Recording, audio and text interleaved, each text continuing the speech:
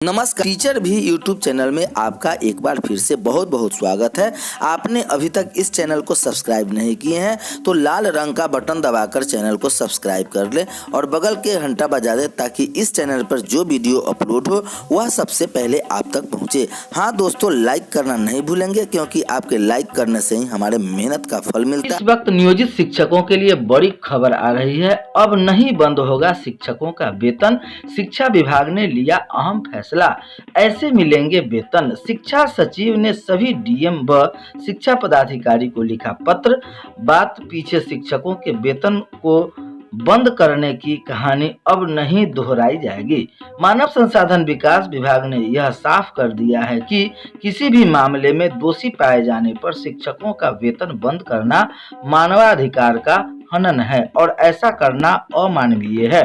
शिक्षा सचिव एम झा ने सभी डीएम, अधीक्षक और पदाधिकारी को पत्र लिखकर कहा कि किसी भी सूरत में शिक्षकों के वेतन को बंद करने का आदेश देना तत्काल बंद करें। इस बात की सख्त आदेश देना है कि हिदायत देना है कि जिन जिलों में शिक्षकों के वेतन बंद किए गए हैं वहां तत्काल प्रभाव से भुगतान की व्यवस्था की जाए। श्री झा ने कहा कि इस बात की शिकायत बड़ी तादाद से मिल रही थी कि शिक्षकों के वेतन पदाधिकारियों द्वारा बंद कर दिए जाते हैं। काफी जांच पड़ताल के बाद यह पाया गया कि किसी भी पदाधिकारी को शिक्षकों का वेतन बंद करने का कोई अधिकार ही नहीं।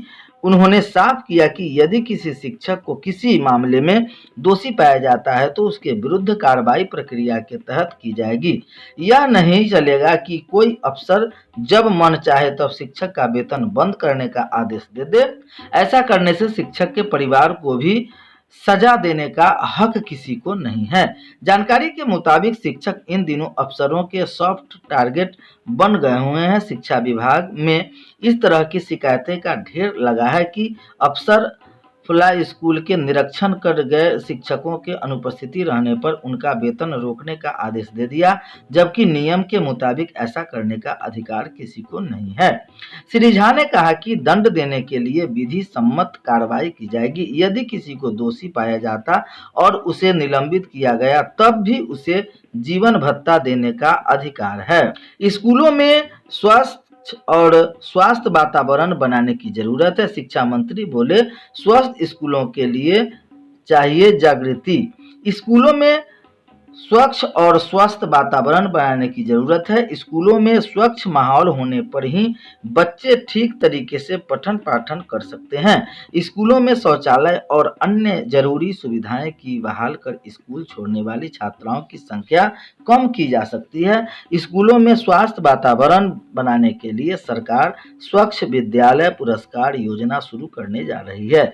ये बातें शिक्षा मंत्री विजय कुमार चौधरी ने नया सचिवालय परिसर में आयोजित समारोह में कही। यहाँ पर राज्य स्तरीय बिहार स्वच्छ विद्यालय पुरस्कार एवं स्कूलों में राज्य विशिष्ट बेंचमार्क सिस्टम को लॉन्च किया गया। वह कार्यक्रम यूनिसेफ के तकनीकी सहयोग से शुरू किया जा रहा है। मौके पर शिक्षा विभाग के अपर मुख्य सचिव संजय कुमार ने कहा कि राज्य में 5 साल से कम उम्र के बच्चों की डायरिया एवं निमोनिया से मौत होती है। अगर बच्चों की स्वच्छ पेयजल सुविधा कराया जाए तो इन बीमारियों से रोका जा सकता है। इस कार्यक्रम में हर घर नल जल का योजना से विशेष भूमिका हो सकती है। बिहार शिक्षा परियोजना परिषद के राज्य निर्देशक श्रीकांत शास्त्री ने कहा कि राज्य सरकार के देखरेख में इस पुरस्कार के लिए स्कूलों का चयन किया गया। 5 स्टार रेटिंग के तहत स्कूलों की रेटिंग की जाएगी। यूनिसेफ इंडिया के उप प्रतिनिधि बायुमासा किमुरा के कहा कि स्कूलों में वासा कार्यक्रम के माध्यम से बेहतर माहौल बनाया जाएगा।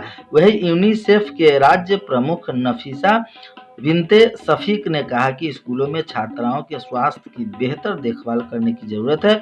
मौके पर माध्यमिक शिक्षा निर्देशक मनोज कुमार, प्राथमिक शिक्षा निर्देशक अमरेंद्र सिंह, वास प्रभारी डॉक्टर प्रभाकर सिन्हा सहित कई लोगों ने इसमें भाग लिया है। इधर पटना से खबर आ रही है कि 8वीं के छात्र को स्कूल में बेरहमी से पीटा। 8वीं के छात्र के साथ स्कूल में बेरहमी से मारपीट की गई। डंडे से हुई मारपीट के दौरान छात्र के शरीर पर चोट के निशान है। दरअसल यह पूरा वाकया रामकृष्ण नगर इलाके में स्थित एक स्कूल का है। 8वीं में पढ़ने वाले छात्र के परिजनों का आरोप है कि राकेश कुमार और विवेक कुमार नाम के 2 शिक्षकों ने गुरुवार को छात्र की पिटाई कर दी। नवल किशोर रोड के रहने वाले छात्र के पिता अमित कुमार ने इसे बाबत रामकृष्ण नगर थाने में स्कूल के दोनों शिक्षकों के खिलाफ लिखित शिकायत की है। वही रामकृष्ण नगर थानेदार के मुताबिक इंजरी रिपोर्ट के लिए छात्र को अस्पताल भेजा गया। उसके परिजनों के लिखित आवेदन के आधार पर एफआईआर दर्ज की जाएगी। दूसरी ओर स्कूल के प्राचार्य ने बताया कि बुधवार को छात्र ने अपने से जूनियर बच्चे को उसके परिजनों को लेकर अश्लील बातें कही थी। जब जूनियर छात्र ने शिकायत की तो स्कूल के शिक्षकों ने उसे सीनियर जिसके साथ टीचर से मारपीट की। उसे पूछताछ के प्राचार्य की माने तो छात्र ने अपने शिकायत पर ही कुर्सी उठा ली, जिसके बाद उसे साथ थोड़ी कड़ाई करने को कहा गया था। पूरे मामले की जांच की जा रही है। कॉलर पकड़कर ले गया शिक्षक, पैर पकड़ता रहा छात्र के परिजन का कहना है कि एक ही कमरे में 4 क्लास के बच्चों की परीक्षा चल रही थी। परीक्षा खत्म होने के बाद बेंच पर बैठने को लेकर छात्र ने अपने जूनियर को दूसरी जगह बैठने को कहा। वैसी कोई बात नहीं हुई जिस कारण से शिक्षक ने उसकी इतनी बेरहमी से पिटाई की। छात्र के कॉलर को पकड़कर शिक्षक उसे एक अलग कमरे में ले गए और डंडे से पिटाई की। इस दौरान छात्र शिक्षकों के पैर पकड़ता रहा, लेकिन उन्होंने पिटाई जारी रखी। बिहार के बीएड कॉलेज में नहीं भर सकी सीटें, नहीं लिया एडमिशन। पहली काउंसलिंग के बाद चयनित अभ्यर्थियों ने नहीं लिया दाखिला। बिहार बीबी के 59 बीएड कॉलेज में 6251 सीट पर रह गया दाखिला। बिहार में बीएड कॉलेजों में सीट नहीं भर सकी। पटना बीबी में 57 व पाटलिपुत्र बीबी के कॉलेज में 3471 सीटें खाली रह गई। बीआरए बिहार बीबी के बीएड कॉलेज में 3546 सीट खाली रह गई है। पहली काउंसलिंग के बाद चयनित छात्रों ने यहां दाखिला नहीं लिया।